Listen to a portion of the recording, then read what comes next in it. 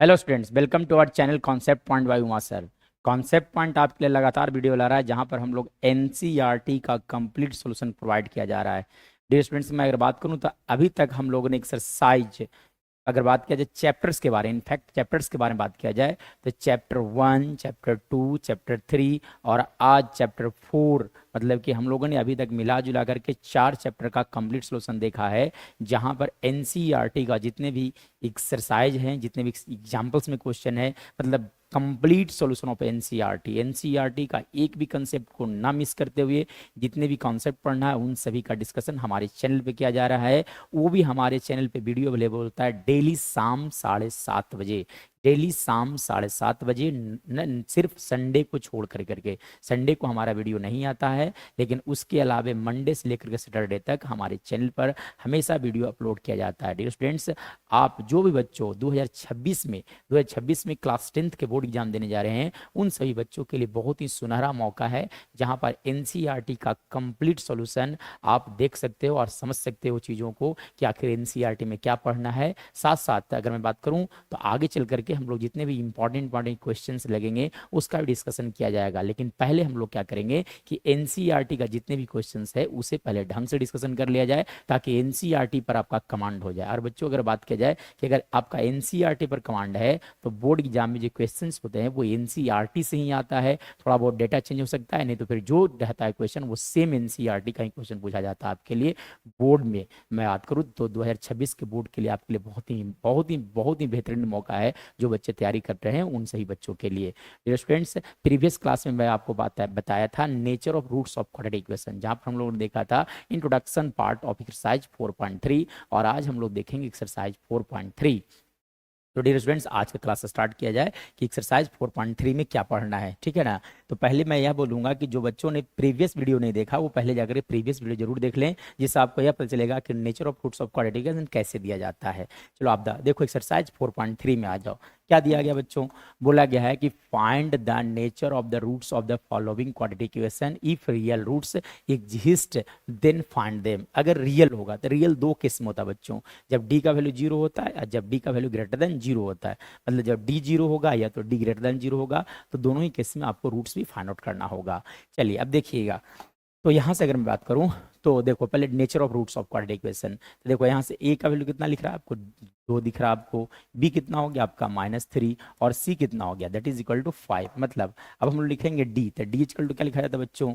D equal लिखा जाता है b square minus 4ac, b square minus 4ac। तो बी कितना हो गया आपका -3 का स्क्वायर माइनस 4a, ए हो गया 2 और सी कितना हो गया आपका 5 हो गया।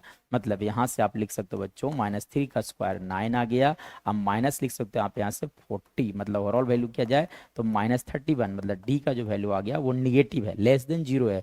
और जब डी का वैल्यू लेस देन 0 होता है तो उसे क्या बोला जाता है ना, नो रियल रूट्स। यानी कि nature of this roots will be no real roots. आप लिख सकते हैं यहाँ से नो रियल रूट्स, ठीक है। यानी कि जो क्वाड्रेटिक इक्वेशन दिया गया है इसका नेचर कैसा होगा? ऐसा नेचर होगा जिसका हम लोग रूट फाइंड आउट नहीं कर सकते, इमेजिनरी रूट होगा, नो रियल रूट्स। चलिए इसके बाद देखिएगा क्वेश्चन नंबर 2। तो देखो क्वेश्चन नंबर 2 में क्या दिया गया है? दिया गया था आपका 3x square minus 4 root 3x plus 4 equal to क्या लिखा गया? 0। चलिए अब आप देखो यहाँ से, चलो आप देखो तो ये यहाँ पे देखो ए का वैल्यू कितना आ गया आपका 3, पी कितना हो गया -4√3 और सी मतलब क्या? कांस्टेंट टर्म, कांस्टेंट टर्म यहाँ पे 4 लिखा गया है। चलिए आप पहले निकाल लो डी, तो डी क्या लिखा जाता है बच्चों? B square minus 4ac, B कितना हो गया -4√3 का स्क्वायर माइनस 4ac, 3 × 4। चलिए अब आप देखो यहाँ से, तो देखो 4 का स्क्वायर 16, √3 का स्क्वायर कितना हो गया 3, यानी कि 16 × 3 that is equal to how much? 48, यानी कि 48। और यहाँ पे भी क्या लिखोगे -48, मतलब ओवरऑल है ना डी का वैल्यू कितना आ गया दैट इज इक्वल टू 0। तो डी जब 0 हो गया तो इससे क्या बोला जाता है बच्चों? तो बोला जाता है रियल एंड इक्वल रूट्स। क्या बोला जाता है? Real and equal roots. So आप लिख सकते हो roots are real and equal, real and equal, real and equal. क्यों? क्योंकि डी का जो वैल्यू आ गया that is equal to how much? 0 आया, इसी कारण से। अब देखिए इसके बाद बोला है कि अगर रियल है तो रियल है तो नेचर ऑफ ना रूट्स क्या होगा, तो मैं बताया था कि जब रूट्स इक्वल होता है तो एक्स इक्वल टू लिखा जाता है बच्चों -b/2a, क्योंकि दो दो को होता है इसलिए एक्स इक्वल टू अगेन लिखोगे -b/2a। चलिए अब आप देखिए यहाँ से एक्स इक्वल टू -b, यानी कि एक्स इक्वल टू माइनस आ गया, बी कितना हो गया देखो बच्चों, तो -4√3 डिवाइडेड बाई 2a, मतलब 2 इंटू आप लिख सकते हैं यहाँ से 3, 2 इंटू कितना हो गया 3 हो गया। चलो आप यहाँ से लिख सकते हो 4√3/6, 4√3/6। चलो आप देखो यहाँ से, तो आप काट सकते हो यहाँ से 2 टाइम्स और यहाँ से गया 3 टाइम्स, यानी कि कितना आ गया एक्स इक्वल टू 2√3/3, यानी कि अगेन एक्स का वैल्यू एक और होगा और एक्स का एक और वैल्यू कौन सा होगा 2√3/3, दो दो रूट्स होता है इसलिए ये लिखना पड़ेगा आपको दोनों रूट्स को, हेंस एक्स इक्वल टू 2√3/3 है ना, जी इज आवर राइट आंसर। चलिए अब इसके बाद देखिएगा, हाँ देखो इसका भी नेचर है ना, रूट्स फाइंड आउट करना था, नेचर फाइंड आउट करना था। तो देखो सबसे पहले ए का वैल्यू कितना आ गया बच्चों 2, बी कितना हो गया आपका -6 और सी कितना हो गया आपका +3 हो गया। फिर से आप निकाल लो डी, तो डी इक्वल टू क्या लिखा जाता है बच्चों, तो डी इक्वल टू लिखा जाता है b² - 4ac। बी कितना हो गया -6 का स्क्वायर -4a इंटू सी। चलिए अब आप देखो यहाँ से, चलो -6 का स्क्वायर हो गया 36 और यहाँ से देखो तो -24, तो यानी कि डी का वैल्यू कितना आ गया आपका 12 आ गया। तो डी का जो वैल्यू है वो ग्रेटर देन 0 है, और जब डी का वैल्यू ग्रेटर देन 0 होता है तो उसे क्या लेता है रियल एंड इक्वल रूट्स, ठीक है ना, यानी कि कह सकते हो आप यहाँ से कि सो है ना roots are real real and unequal, ठीक है, आर अनइक्वल या तो डिस्टिंक्ट एंड रियल रूट्स आप लिख सकते हो। चलिए इसके बाद देखिएगा, अब बोला गया कि अगर रियल है तो रूट्स क्या होगा, तो देखो है ना, हम लोग जानते हैं by the help of quadratic formula x equal लिखा जाता है -b + √d, यहाँ पे लिख दोगे और अच्छा रहेगा /2a, मतलब एक्स इक्वल टू -b, तो b कितना था आपका -6 +- तो डी कितना आया देखो आप, डी आया 12, तो divided by 12 divided by 2 into A, तो ए कितना था आपका 2 था, तो 2 यहाँ पे रख दो। यानी कि यहाँ से अगर फर्दर बात किया जाए तो एक्स इक्वल टू आ गया 6 ± √12 को लिख सकते हो आप 2√3 डिवाइडेड बाई 4 लिखे जा सकते हैं।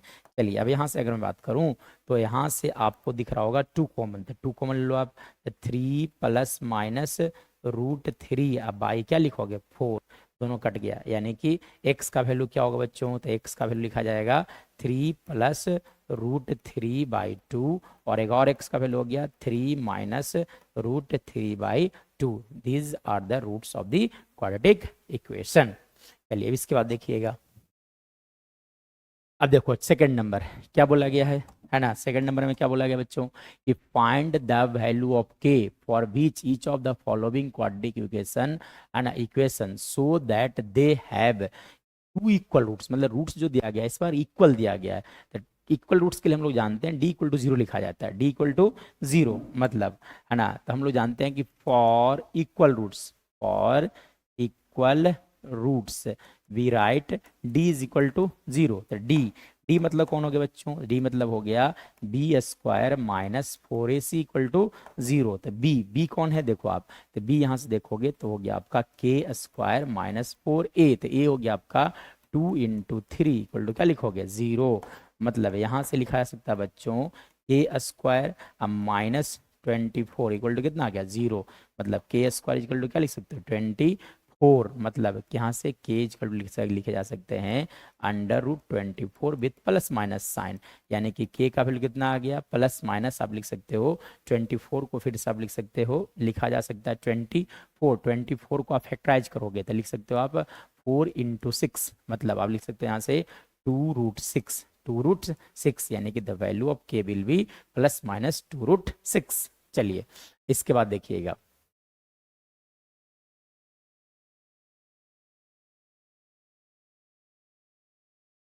चलिए इसके बाद देखिए है ना, तो सेम फिर से क्वाड्रेटिक इक्वेशन दिया गया है, क्या लिखा गया था के x into x-2 + 6 equal to 0।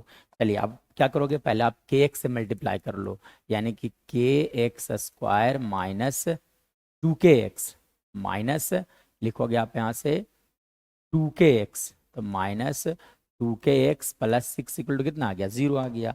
मतलब यहाँ से कह सकते हो कि ये जो वैल्यू दिया गया है d इक्वल टू 0 हो गया for for equal roots, for equal roots, है ना। लिखा जाता है d इक्वल टू 0, मतलब d इक्वल टू 0 मतलब लिखोगे b square minus 4ac equal to 0, मतलब आप लिख सकते हो यहाँ से -2k का होल स्क्वायर माइनस 4a, ए हो गया k इंटू 6 इक्वल टू क्या लिखोगे, 0। मतलब यहाँ से लिख सकते हो 4k square minus 24k equal to कितना आ गया, 0 आ गया। मतलब यहाँ से आप 4k कॉमन ले लो तो k माइनस 6 इक्वल टू कितना हो गया, 0 हो गया।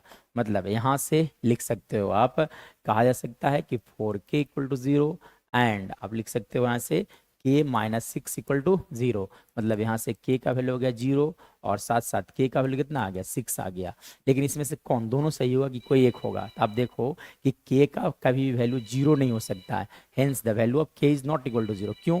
क्योंकि जब k यहाँ पर रख दोगे 0 तो क्वाड्रेटिक इक्वेशन नहीं बनेगा। देखो एक्चुअली में यहाँ रख दोगे तो क्वाड्रेटिक इक्वेशन होगा ही नहीं, इसलिए k का वैल्यू 0 नहीं हो सकता है। k का वैल्यू क्या होगा, 6। So this is our right answer, यानी कि k इक्वल टू कितना होगा, 6। यही हमारा क्या होगा, राइट आंसर भी होगा। चलिए इसके बाद देखा जाए, है ना। देखिए थर्ड नंबर क्या दिया गया बच्चों, थर्ड नंबर में क्या बोला गया है कि इज इट, है ना, क्या बोला गया है कि is it possible to design a rectangular mangrove, है ना, whose length is twice is breadth. मतलब क्या ऐसा संभव है, एक मैंग्रोव मतलब एक गार्डन बनाना है, ऐसा गार्डन बनाना है जिसमें लेंथ जो होना चाहिए ट्वाइस ब्रेथ, मतलब लेंथ जो होगा वो ब्रेथ का दुगना होगा। मतलब अगर x है तो ये क्या हो गया, 2x हो गया, ठीक है। तो एरिया, और इसका एरिया दिया गया है, तो देखो एरिया यानी कि लेट, लिखोगे लेट द लेंथ बी, है ना, let the breadth of the rectangle be x and the length be 2x। चलिए अब इसके बाद देखिएगा एरिया दिया गया है, यानी कि x इंटू 2x का वैल्यू कितना लिखोगे आप, 800 लिखा जाएगा। मतलब यहाँ से लिख सकते हो बच्चों, यहाँ से लिखा जा सकता है 2x square minus 800 equal to कितना आ गया, 0। मतलब यहाँ से आप 2 कॉमन ले लोगे तो x square minus 400 equal to कितना आ गया, 0 आ गया। मतलब यहाँ से आप लिख सकते हो बच्चों, है ना, x square minus 400 equal to कितना आ गया, 0। मतलब यहाँ से कहा जा सकता है कि ये बना। अब बताना है कि क्या ये संभव है, क्या इस तरह का मैंग्रोव हम बना सकते हैं। चलिए तो यहाँ से a का वैल्यू 1, b कितना हो गया आपका 0, c कितना हो गया आप देखो तो माइनस 400 आ गया। चलिए यहाँ से पहले तो d निकाल लो, तो d इक्वल टू क्या लिखा जाता है बोलो बच्चों, बी स्क्वायर माइनस 4ac लिखा जाता है, 4ac, है ना, तो 4a इंटू सी। चलिए अब आ जाइएगा, है ना, तो डी बी कितना हो गया आपका 0 का स्क्वायर माइनस 4a इंटू सी, तो सी कितना आ गया -400, यानी कितना लिखोगे आप, लिख सकते हैं यहाँ से 1600, कितना लिखा जा सकता है 1600, hence the value of D will be 1600। चलिए अब बोला गया कि क्या ये संभव है, यानी कि डी जो आ गया वो ग्रेटर देन 0 आ गया। सो रूट्स आर रियल है, so roots are real and distinct, distinct and real लिखो, है ना। So roots are distinct and real, so roots are distinct and real. और बच्चों अगर रूट से डिस्टिंक्ट और रियल होता है तो यानी कि ये जो गिवन सिचुएशन है वो पॉसिबल है। Yes the this is possible, yes it is possible, yes it is possible, ठीक है। चलिए अब गिवन सिचुएशन जो है वो सही है, तो अगर संभव है तो इसका लेंथ और ब्रेथ क्या होगा, यानी कि x का वैल्यू फाइंड आउट करना है। तो देखो बच्चों, तो x का वैल्यू कैसे फाइंड आउट करोगे आप, तो मैं अभी बताया था आपको कि x इक्वल टू लिखा जाता है, स्टूडेंट्स x इक्वल टू लिखा जाता है minus b plus minus root d, अब बाई क्या लिखा जाता है 2a। मतलब x इक्वल टू 0 आ गया, प्लस माइनस रूट लिखोगे कितना आपका आ गया 1600 आया था, 1600। देखो d का वैल्यू कितना है 1600 डिवाइडेड बाई 2a, मतलब 2 इंटू 1, तो x कितना आ गया बोलो बच्चों, प्लस माइनस लिख सकते हो 400 डिवाइडेड बाई 2। मतलब यहाँ से लिख सकते हो x का वैल्यू, है ना, प्लस माइनस 200। मतलब x का वैल्यू निगेटिव नहीं होगा, कितना होगा 200, यानी कि लेंथ विल बी, लेंथ जो होगा that will equal to x मतलब कितना आ गया, that is equal to how much 200 meter. और ब्रेथ अगर बात किया जाए ब्रेथ के बारे में ब्रेथ के बारे में बात किया जाए तो कितना था 2x, मतलब 2 इंटू 200 यानी कितना आ गया बच्चों 400 मीटर, यानी कि ब्रेथ हो गया आपका 400 मीटर। चलिए इसके बाद देखिए अब देखो क्या बोला गया है ना, फोर्थ नंबर में क्या बोला गया बच्चों कि is the following situation possible, क्या ये दो गिवन कंडीशन है वो पॉसिबल है ना। If so determine their percentages, अगर है तो परसेंटेज क्या होगा। The sum of ages of two friend is 20 years, यानी दो दोस्त है, दोनों का एज का सम दिया गया 20 ईयर्स, ठीक है ना। यानी कि let let the age of first friend be x year. आप सपोज कर लो कि जो फर्स्ट फ्रेंड है उसका उम्र कितना है एक्स ईयर, तो सेकंड है ना age of second friend that will equal to how much 20 minus x year हो गया। चलिए अब आगे बढ़िएगा। 4 ईयर्स अगो मतलब 4 साल पहले, तो 4 साल पहले फर्स्ट फ्रेंड का एज कितना होगा, आज से 20 सब्ट्रैक्ट कर लो इनटू, है ना 4 ईयर अगो द प्रोडक्ट मतलब लगा दोनों को मल्टीप्लाई कर दिया जाए, यानी कि 20 माइनस एक्स माइनस 4 का प्रोडक्ट जो दिया गया that is equal to how much 48 दिया गया है, ठीक है। यानी कि लिख सकते हो आप यहाँ से x माइनस 20 इंटू लिखे जा सकते हैं यहाँ से 16 माइनस एक्स इक्वल टू कितना आ गया आपका 48 आ गया। चलिए पहले आप x से मल्टीप्लाई कर लो, x से मल्टीप्लाई करो तो क्या लिखा गया 16x minus x square minus यहाँ से मल्टीप्लाई कर लो तो कितना आ गया 320 प्लस 20 x इक्वल टू कितना लिखोगे आप 48। मतलब यहाँ से लिखा जा सकता है क्या बच्चों कि यहाँ से कहा जा सकता है minus x square plus 36x plus 36x, और यहाँ से इधर आप भेज दोगे तो माइनस 368 इक्वल टू कितना आ गया 0। देख लो आप एक बार, ठीक है ना। आपने क्या किया इसे इधर भेज दिया तो 368 आ गया और दोनों ऐड हो गया 36, यानी कि -1 कॉमन ले लिया जाए। -1 कॉमन लोगे तो क्या लिखा जाएगा x square minus 36x plus 368 equal to कितना आ गया 0। चलिए अब क्या ये संभव है, तो हम लोग को फिर से फाइंड आउट करना पड़ेगा डी। तो डी इक्वल टू क्या लिखा जाता है बच्चों बताओ, बी स्क्वायर माइनस 4ac। चलिए तो डी तो बी मतलब क्या हो गया -36 का स्क्वायर माइनस 4a, तो ये हो गया 1 और सी कितना हो गया 368 हो गया। तो 36 का स्क्वायर आपको फाइंड आउट करना पड़ेगा, ठीक है। चलिए तब यहाँ से देखो बच्चों तो 36 का स्क्वायर फाइंड आउट किया जाए, है ना। तो यानी कि 36 इंटू 36, तो देखो 36 इंटू 36 आप कर लो, ठीक है।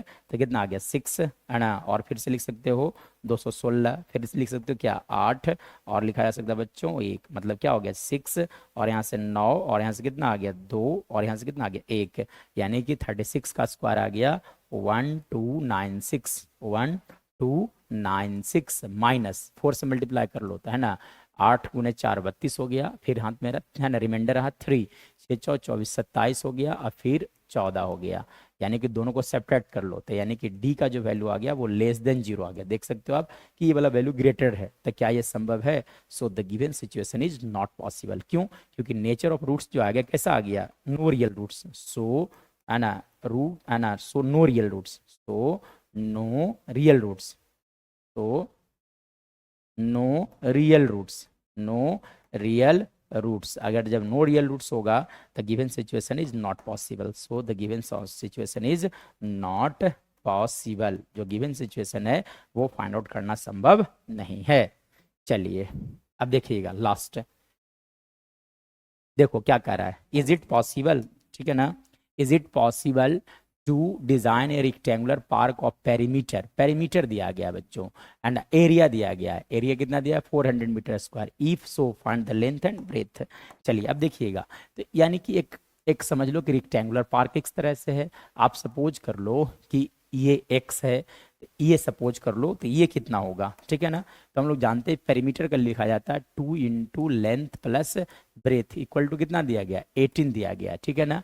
Is it possible to design a rectangular park of perimeter. चलिए अब देखिएगा, मतलब यहाँ से लिख सकते हो l plus b equal to कितना हो गया, आप लिख सकते हो 40। अब लेंथ, लेंथ कितना आप सपोज कर लिया था x, यानी कि x plus b equal to कितना आ गया 40, यानी कि b का वैल्यू कितना आ गया बच्चों 40 माइनस एक्स। मतलब आप जो ब्रेथ देख रहे हो, ये जो ब्रेथ आप देख रहे हो that will equal to how much 40 minus x होगा।